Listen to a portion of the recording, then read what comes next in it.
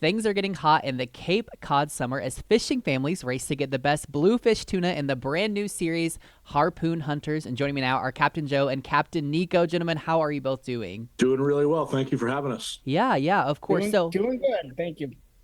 So why don't you just kind of tell our viewers what they can expect when they tune into the show? So Yeah, this show, Harpoon Hunters, is from the same people who created Wicked Tuna. And unlike fighting the fish on rods, we harvest them using harpoons. So, they wanted to make this show because harpooning, the type of fishery that this is, we are actively hunting these fish. And we're out there and it's a big ocean, and we have to find the fish and then be able to figure out which way that they're going and sneak up behind them.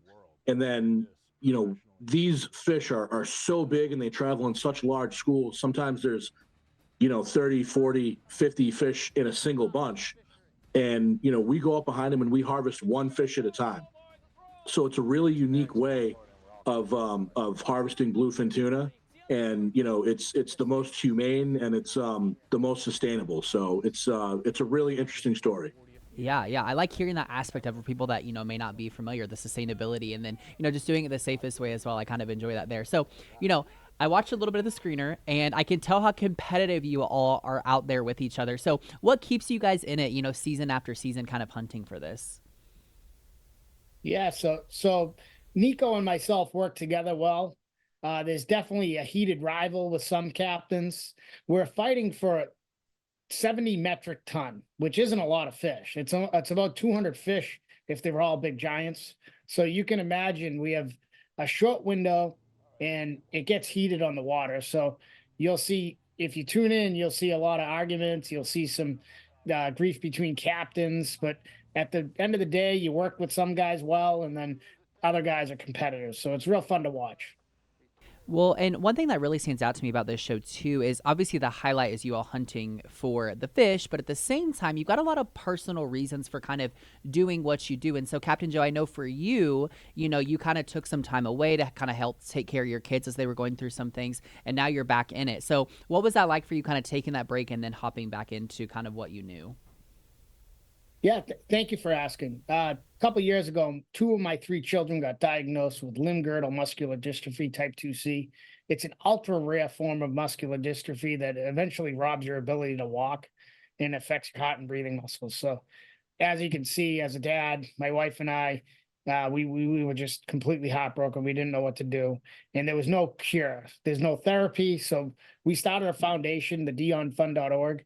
You can check it out, and we're raising money, raising awareness to basically fund the first ever treatment in terms of its gene replacement therapy. So we're getting the ball rolling. There's a lot of momentum, and that's what I was focusing on the last 2 years. But essentially, I had to get back out on the water and start to fish again. So we're back. Yeah, well, we're happy to have you back, and also it's great to hear about your kids, and obviously people can donate Thank to you. that. So thank you for sharing that as well. Yeah. Now, Nico, with you, I know that your dad was kind of a top dog in this world, and you learned a lot from him growing up, and he sadly passed a few years ago. So, what do you kind of take from him now in your endeavors of fishing?